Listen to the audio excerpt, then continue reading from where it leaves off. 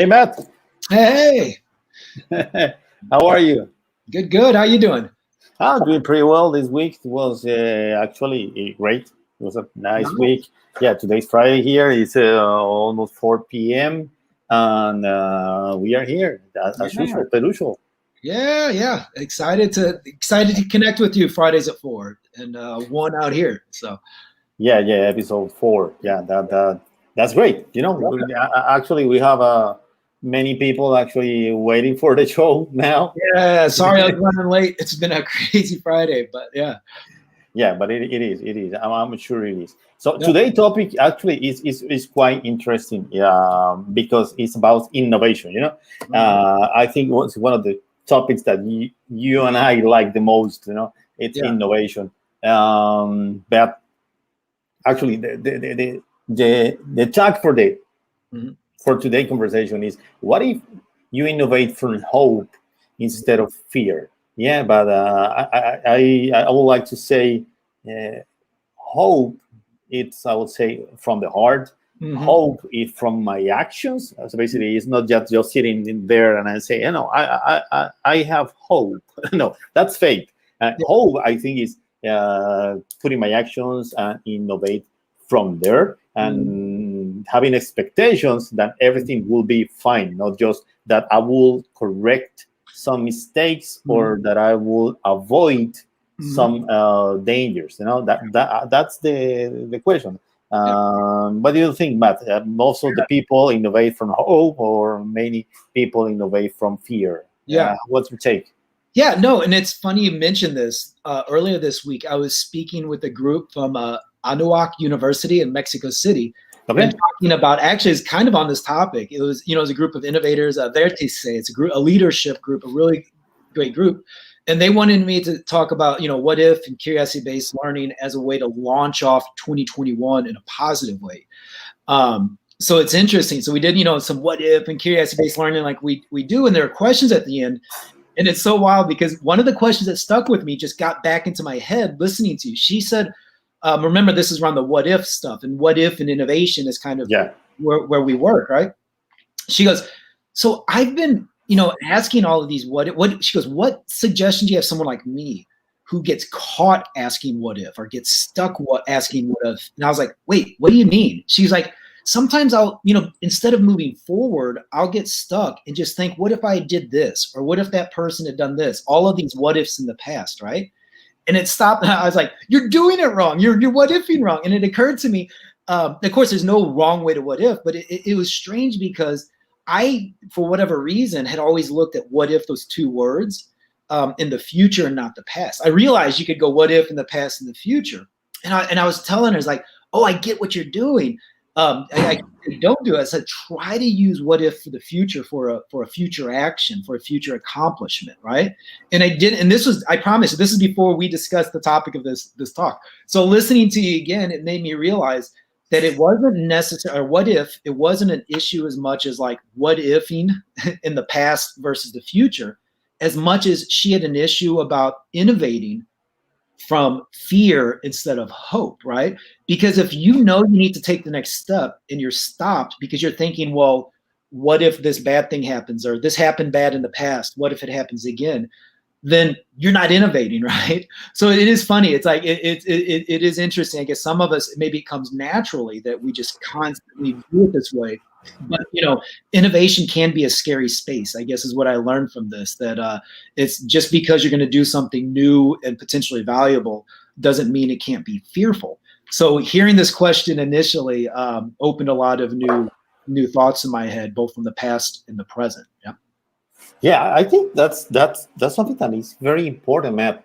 I just think just the very simple word and the very simple concept of the what if, it puts me in front of the future, Mm-hmm. because otherwise will be it was Yeah, it's it went, I did. yeah. But the what if, it's something that actually have not yet happened. Mhm. So the what if is the future, Yeah. and hope is the future. Mm-hmm. Mm-hmm. Fear is the past. Exactly. I would say, do you remember the movie, The Sum of All Fears? Oh yeah, now I remember. I was thinking, it's about like nuclear missile. It's like a Tom Clancy, right? Yeah, Yeah, yeah, yeah, yes, it's Tom Clancy, The Sum of All yeah, Fears. yeah, But actually, The Sum of All Fears is based on people past yeah, actions. yeah, And yep. I think Tom Clancy depicted perfectly all the fears that I have Mhm. is because or born in the past. Exactly. It Exactly. actually it's quite impossible to have a fear that I have a fear now Mhm. that is from the future. Yeah. Yeah, it doesn't make sense, you know. I like that. Say that out loud. Yeah, I have a fear from the future. It's like, yeah, it doesn't make sense. No, I might have something, but if you're saying what if, it might be, it's the future. And there's no reason actually to be an innovative guy Mhm. based on the fear, because this is something that, first of all, you have no control at all Yeah. of the past. Mhm. So basically, and if we agree that fears are from the past, and we do not have any type of control for that situation, uh, it's I also it's a way of changing how we act Mhm. upon the situations, you know. Yep. And innovating from hope, it's a way better. Just I would say just a simple approach. Mhm. I will innovate from the hope that the world will be a better place because my product. Yeah. Instead of saying the world would be a safer place for the kids. That's innovating from fear. No, innovating from hope is I'm innovating. I'm creating this product. I might use this product. And what if my product has a success and child become a happy person? Mhm. Uh, in every single area that they try to accomplish. That Mhm. Mhm. that's something that, as an entrepreneur, when I'm asking, I would say just ask the right question, and the process will take you to the answer. Yeah. Yeah. No, Yeah, yeah. The question also has me thinking of another aspect of innovation too, where if you start with hope versus starting with fear, how does that starting point or that starting attitude or mindset, how does that influence the end product or the end innovation, right? So if you're innovating from the point of fear, then whatever you end up innovating, it's bound to get corrupted in some ways, right? Uh, yeah, Aspects of it could lean to the negative or to ways that maybe is not the most innovative or useful way. Where when you innovate out of hope, kind of to your point too, like you may end up finding new value or new uses for this innovation because you're coming from a point of positivity and openness, right? So I yeah, also wonder how that influences as things move along. Yeah. yeah. I remember one of my first what if experiences, Yeah. and I remember that one of the questions is, what if dinosaurs were alive? Mm. And I would say, hey, if we innovate and we try to think in what if dinosaurs will become alive, and Yeah. I have the hope that again we will have dinosaurs in the future. Hmm. Oh my god, that totally opens my mind. Yeah. Instead of saying, oh my god, what if dinosaurs will be eaten by dinosaurs? Yeah. No, I will try to create traps Yep. instead of creating, hey, let's try to create a food industry for dinosaurs. Let's try to Well, create. yeah, and also just think about it the way humans operate. I love your dinosaur example because if you operate from a point of hope, it could be that you're hoping they come, right? So you're excited about them. So you're thinking of like, all right, you're already thinking about human dinosaur interaction. How can it be safe? How can it be respectful for the dinosaurs? How can we do all of these things? But again, you're thinking in this kind of positive way. But if you're thinking, what if the dinosaurs come in a negative sense, like out of fear, Then what you're thinking of is, how do I build a defense around my house? How do I Yeah. create a bigger gun, right? How do I kill the dinosaurs or protect my family? And then even if the dinosaurs never come about, right? Look what the end results are. We have new ways to kill each other, right? As Yeah. opposed to, out of hope, if the dinosaurs never come about, we may have new ways to interact with nature or with each other, or things that have these kind of positive side effects. Take nuclear power, for example. We essentially created and innovated with nuclear so we could blow up the world. Yeah? But at the end of the day, nuclear energy is the most efficient, cleanest form of energy. Power, I should say, is the most efficient, cleanest, honestly the best way to power stuff right now, and has nothing to do with blowing up people. It turns our laptops on and powers our cell phones, right? But we had to come around to that point. Imagine if we could innovate out of hope all the time. Maybe I'm oversimplifying things, but I'm thinking, that's a big example. But what if we create more power sources instead of bombs out of our innovation? And what if it comes from that idea of fear as opposed to hope? Yeah, I think maybe I'm sure you're not super simplifying the thing, because it calls my mind over the last week.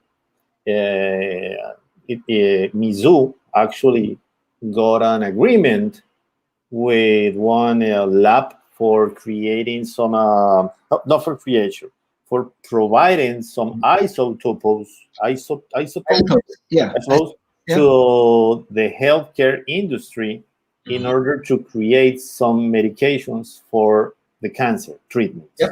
Yep. And the only way to be able to provide that type of material is because Mizzou has the largest nuclear reactor in the US for research purposes. And of course, they are innovating from the hope that they can change the world for better, that they can improve the health of many people, and they spend, tons of money, millions of dollars a year, with the hope that they will be able to find something that will be useful for the better, for improving the life of people.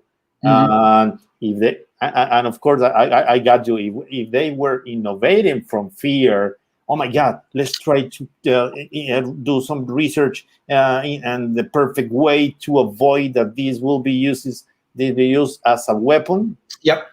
You will be creating weapons at the end.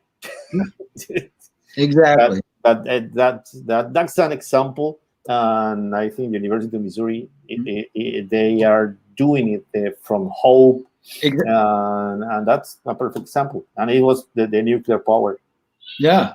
Wow. Well, I'm glad that just popped in my head. And I guess, we can look at social media in a similar way, right? It was created pretty neutrally, but whether we use it for good stuff or, yeah. But I think that's why I love it with this question to innovation, I guess, is because it's kind of a deeper thought, right? That this is the kind of stuff, how does it affect not just innovation, but all aspects of our life? Yeah.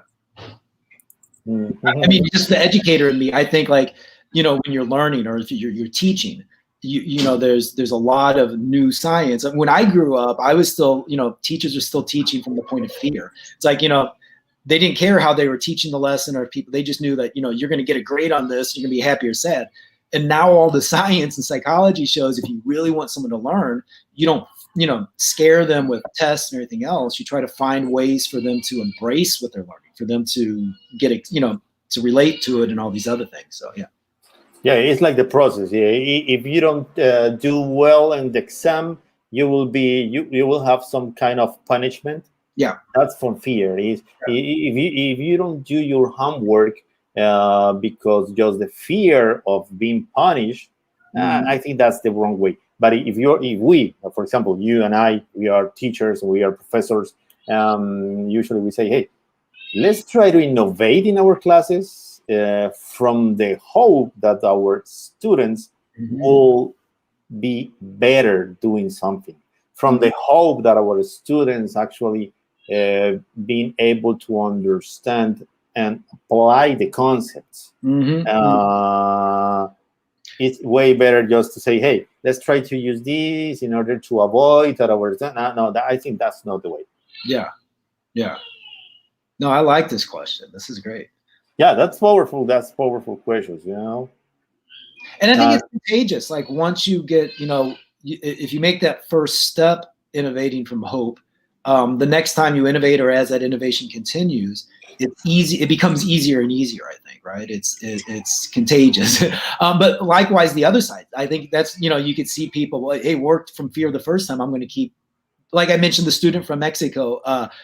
She wasn't doing it because she was stupid, right? She did it because it was producing results.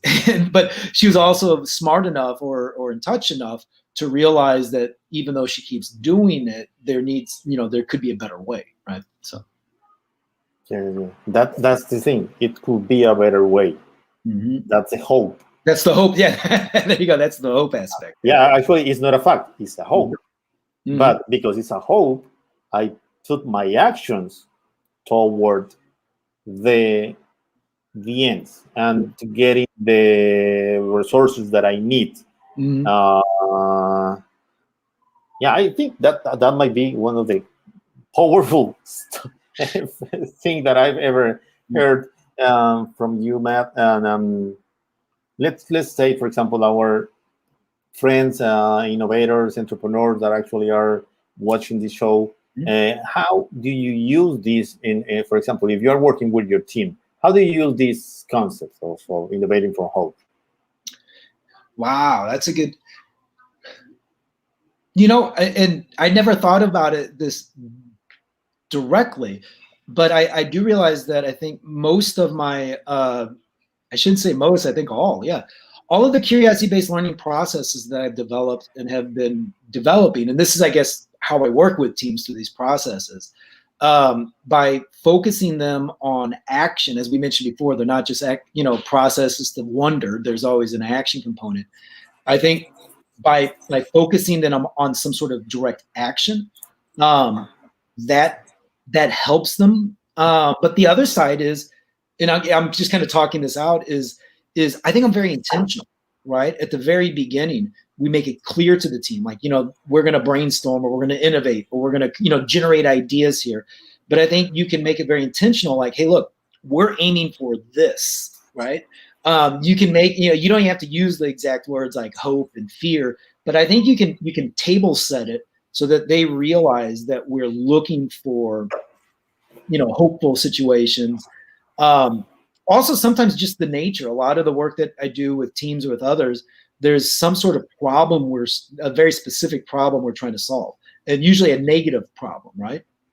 And out of that, I think sometimes people are inclined then to look at it in a positive way because, two wrongs don't make a right. Just being more negative about the negative isn't going to find a better solution. So I think being intentional at the first part, and then understanding the problem and the fear that's embedded in the problem allows you to remove the fear in the approach because it's already there. You create your own fear.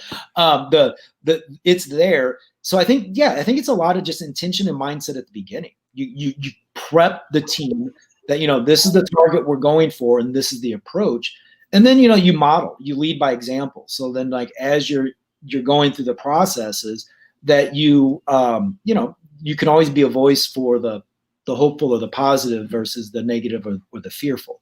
And it's also such a good question. Maybe I haven't encountered it as much for whatever reasons. Now I'm just trying to unpack the why.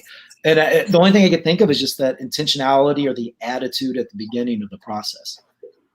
Yeah, one thing that you just say, this intentionality, so being an intentional person is way different just to be a person that is waiting for something, that is waiting for. No, exactly. I'm intentional. And because I'm intentional, I have hope. And because I have hope in my people, I trust my people. Yeah. But what do you need to trust your people? Of course, your people have to have the knowledge.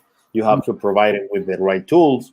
So basically, it's not just a phrase. It's not just a very nice words to put on the wall. It's action. It's action. It's action and action and action and go.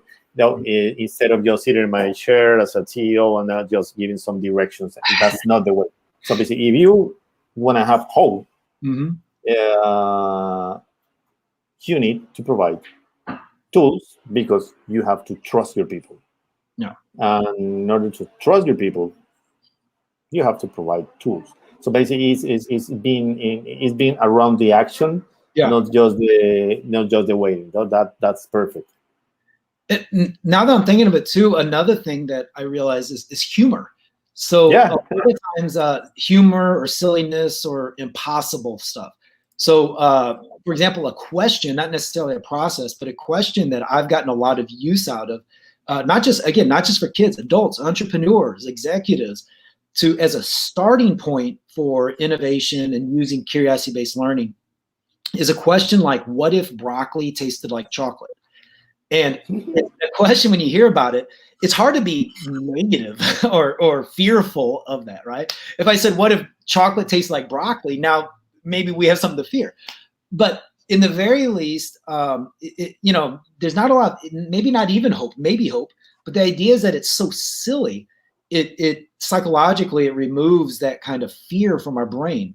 And then the idea is that we can use that as a way to demonstrate curiosity-based learning and kind of like an icebreaker. Or the other thing that it's hard to believe until you do it yourself is the idea that you get them innovating around chocolate and broccoli. And what they don't realize is, you hear that cliche, life is what happens when you're busy doing everything, other things. Fine. If that's true, then let's create that scenario.